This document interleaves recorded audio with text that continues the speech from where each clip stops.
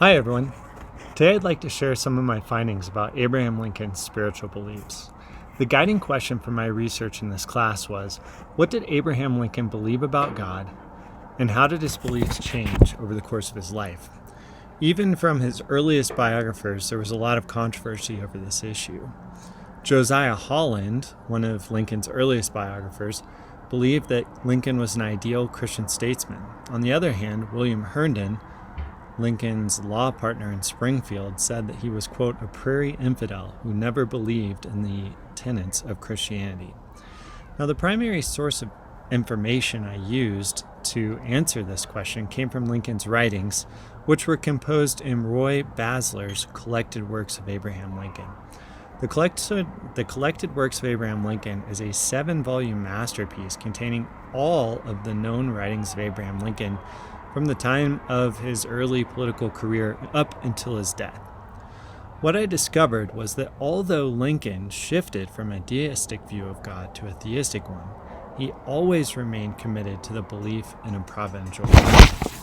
There are 2 speeches that really illustrate this point well. The first one is Lincoln's handbill on religious infidelity. In 1846, he was running against Peter Cartwright, the famed Second Great Awakening Methodist circuit-riding preacher for the 7th Congressional District of Illinois. Cartwright, who was behind in the race, circulated a rumor that Lincoln was not a religious individual. To answer that, Lincoln drafted a handbill and published it in the Illinois Gazette. Part of that handbill said, "It is true that in my early life I was inclined to believe in what I understand to be called the doctrine of necessity. That is that the human mind is impelled to action or held in rest by some power over which the mind itself has no control. Now, what's key to understand about this is 2 things. First of all, some power. Lincoln didn't say the Christian God when he was discussing the doctrine of necessity. Secondly, that power impelled humans to action, suggesting that he had to believe in a providential God. Now let's fast forward the clock to his most famous speech, which was his second inaugural address, which he delivered in March of 1865. Those listening that day commented on how it was more of a sermon than it was an actual presidential speech.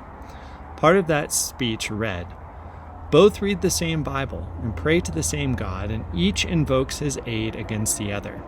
It may seem strange that any men should dare to ask a just God's assistance in wringing their bread from the sweat of another man's face, but let us judge not that we may not be judged. The prayers of both could not be answered, that of neither has been answered fully. The Almighty has his own purposes." Now, what's Lincoln saying here? How is it different? How is it similar from the first speech? Let's start with similarities. It's similar because Lincoln again highlights the idea of a providential God. He says the Almighty has his own purposes, and those are outside of the judgment of men. Now, what's different about this speech is that he uses much more biblical imagery. He quotes from the Sermon on the Mount, and he uses God instead of some power.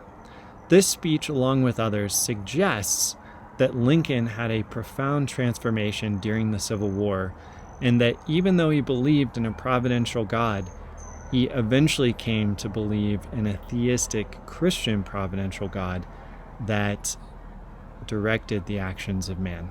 Thanks for your time. Have a great day. I'll see you later. Bye.